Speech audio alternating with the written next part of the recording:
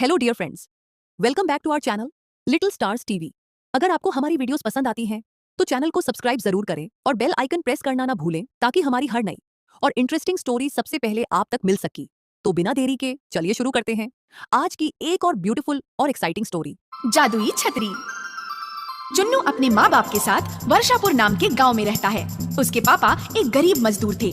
जमींदारों के यहाँ से जो मजदूरी मिलती थी उसमें जैसा तैसा रोज का खर्चा चला पाते थे। ऐसे में अगर कोई और खर्चा आ जाता तो ऐसे लगता जैसे सिर पर पहाड़ टूट पड़ा हो। हर साल की तरह इस साल भी बारिश शुरू हो गई थी। चुन्नू बिना छतरी के जैसे तैसे स्कूल पहुँचा तो लेट हो गया। उसे देखते ही टीचर ने कहा, चुन्नू वहीं रुक जाओ। कितनी बार कहा है तुमसे बरसात में भीगते हुए मत आया करो, छतरी लेकर आया करो। टीचर जी वो टीचर छतरी होगी तो लाएगा ना। हर साल कहता है अगले साल छतरी लेकर आऊंगा और लाता नहीं है, कंजूस कहीं का। चुन्नू तुम छतरी लेकर क्यों नहीं आते? टीचर जी मेरे पास छतरी नहीं है। तो पापा से कहो हाट से खरीद लाए। ये देखो, ये देख, मेरे बापू ने ये छतरी लेकर दी है। देखो चुन्नू, मैं तुम्हें इस तरह भीगा हुआ क्लास में बैठने नहीं दे सकती। पूरी क्लास गंदी हो जाती है। तुम घर जाओ, कल आना या वहीं खड़े रहकर सुनो मैं क्या पढ़ा रही हूँ। और चुन्नू पूरे दिन उसी दरवाजे के पास तो कभी खिड़की के पास खड़ा टीचर को देखता रहा। वो क्या पढ़ा रही थी सुनता रहा। दूसरे दिन उसने सोचा बारिश शुरू होने से पहले ही वो स्कूल चला जाएगा, मगर जैसे ही वो निकलने लगा अचानक बारिश शुरू हो गई। अरे बारिश तो जोरों से शुरू हो गई। बापू मुझे छतरी लेकर दो ना। लेकर दूंगा बेटा, जल्दी ही लेकर दूंगा। हर साल आप यही कहते हो, फिर मेरा बेटा पूरे साल बारिश से बच बच कर जाता है, पढ़ता है और फिर दूसरे साल वही समस्या।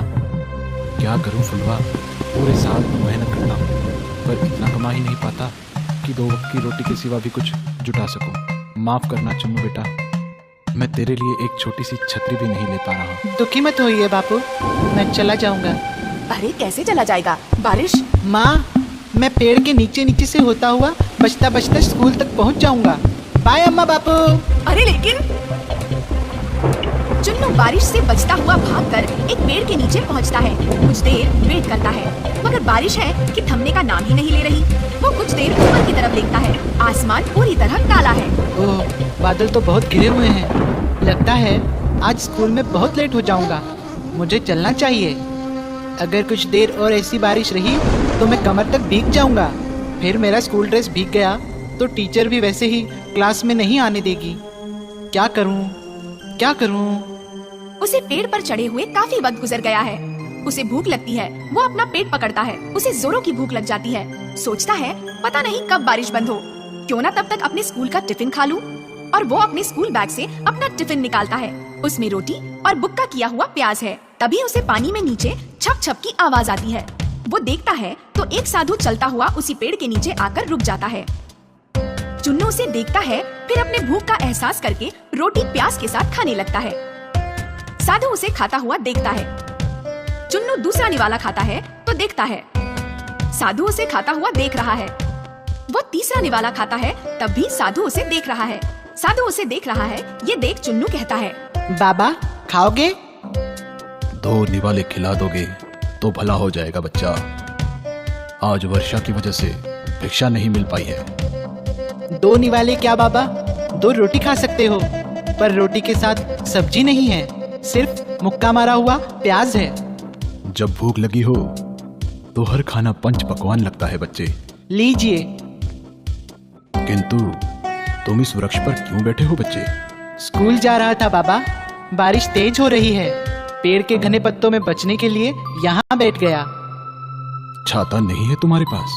नहीं बाबा, बापू से कहा था लेकर दे दो, वो थोड़ा लेकर दे देंगे। ये लो बच्चा, मेरे पास एक छाता है, तुम ले लो। कमाल है बाबा, छाता होते हुए भी आप बारिश में भीगते हुए आए। हम साधुओं को छाते की क्या जरूरत, हम साधुओं को छाते का क्या काम। ठंडी गर्मी बारिश कुछ भी हो, हम तो कुदरत के हर रूप का आनंद लेते हैं। वाह, आत्मा तृप्त हो गई बच्चा, जाओ खुश रहो। कहता हुआ हुआ साधु वहाँ से चला जाता है। उसके जाने के बाद चुन्नू भी पेड़ से उतरता है और छतरी खोलता हुआ स्कूल पहुँच जाता है। स्कूल में सभी उसे इतनी बढ़िया छतरी लिए आया देख चौंक जाते हैं। अरे चुन्नू, आज छतरी होकर भी तुम लेट हो गए। अब तो स्कूल छूटने का टाइम हो गया है। कल से लेट नहीं होऊंगा टीचर जी, अभी अभी छतरी मिली है मुझे। जरूर कहीं से चुराया होगा गप्पू। सभी बाहर आते हैं तो देखते हैं बाहर बहुत ही तेज हवा चल रही है, आंधी सी, और फिर अचानक बारिश शुरू हो जाती है। ये देख सारे बच्चे अपनी अपनी छतरी खोलते हैं। 2-3 बच्चों के पास छतरी नहीं है। ये देख गप्पू एंड फ्रेंड्स अपनी अपनी छतरी खोलते हुए उनकी ओर देखकर हंसते हैं। तभी चुन्नू आता हुआ अपनी छतरी खोलता है और उन 2-3 बच्चों से कहता है, आ जाओ, तुम तीनों भी आ जाओ। अरे हम तीनों इतनी सी छतरी में कैसे आ सकते हैं? अरे पूरी तरह भीगने से तो अच्छा है कुछ कुछ बच जाना। आओ देखो, बच रहे हैं ना हम चारों। हाँ यार, तुम्हारी छतरी तो बहुत बड़ी है। इनकी छतरी कौवा बन गई। गप्पू आ जाओ, मेरी छतरी में आ जाओ, बारिश बहुत तेज है। नहीं मैं आऊंगा, तुम्हारी छतरी में। ए हटो, उसने मुझे बुलाया था। और गप्पू अपने ही दोस्तों को धक्का देकर चुन्नू की छतरी के नीचे घुस जाता है। जैसे ही वो छतरी में घुसता है, छतरी फिर कुछ बड़ी हो जाती है। तभी बाकी दोस्त भी आकर उसकी छतरी में घुस जाते हैं, तो छतरी और भी बड़ी हो जाती है। सभी उसके नीचे सुरक्षित आ जाते हैं। सभी गांव की ओर चल देते हैं। अब रास्ते में एक एक करके कई लोग मिलते हैं। वे भी चुन्नू की छतरी में घुस जाते हैं।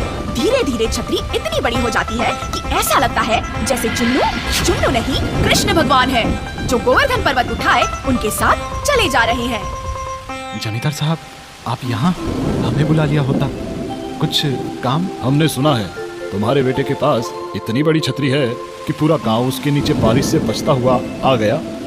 नहीं तो ये देखिए, ये तो बहुत छोटी सी छतरी है, एक बच्चे को बचाने के बराबर। ऐसा कैसे हो सकता है? हमने खुद अपनी आंखों से देखा था। देखा है ना छोटी ही छतरी। पर मैंने तो देखा था। जमींदार साहब, हमें भी भीगने से बचा लो। अरे ये छतरी तो बड़ी होती जा रही है। देखा, मैंने कहा था ना। चुन्नू बेटा, तुम्हें ये छतरी कहाँ से मिली? ये मुझे आज एक साधु बाबा ने दी थी। ओह, तभी ये जादुई छतरी है। इससे तो हम पूरे साल के लिए पानी स्टोर कर सकते हैं। कैसे जमींदार साहब? इसके नीचे जितने भी इंसान आते हैं, ये उतनी ही बड़ी होती चली जाती है। हम अपने गांव और तालाब के बीच चुन्नू को ये छतरी लेकर खड़ा कर देंगे। फिर उसके नीचे चुन्नू के एक तरफ तालाब तक, दूसरी तरफ नहर तक गांव वाले खड़े कर देंगे।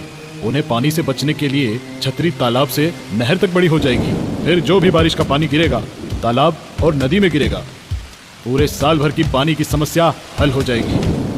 और जमींदार के कहने पर चुन्नू ने वैसा ही किया और सचमुच बारिश का पानी छतरी पर से होता हुआ एक तरफ तालाब और दूसरी तरफ नहर में गिरता रहा। फिर तो ये सिलसिला रोज चलने लगा। जब भी बारिश होती, नहर और तालाब ही नहीं भर जाते, बल्कि उन खेतों को भी ज्यादा बारिश से बचा लिया जाता जिनका अधिक बारिश की वजह से नुकसान हो सकता था। फिर तो पूरे गाँव में चुन्नू की वाहवाही हो जाती है।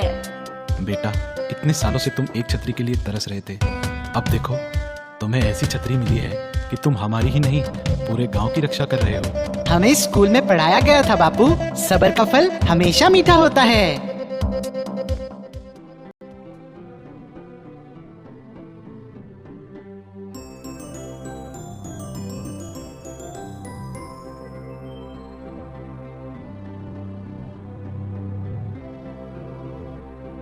दोस्तों, अगर आपको ये स्टोरी पसंद आई हो तो वीडियो को लाइक करें, शेयर करें और चैनल को सब्सक्राइब जरूर करें। आपका एक सब्सक्राइब हमें और अच्छी स्टोरीज बनाने की मोटिवेशन देता है। मिलते हैं बहुत जल्दी एक और नई और इंटरेस्टिंग कहानी के साथ। तब तक के लिए अपना ख्याल रखिए, मुस्कुराते रहिए। जय श्री कृष्णा।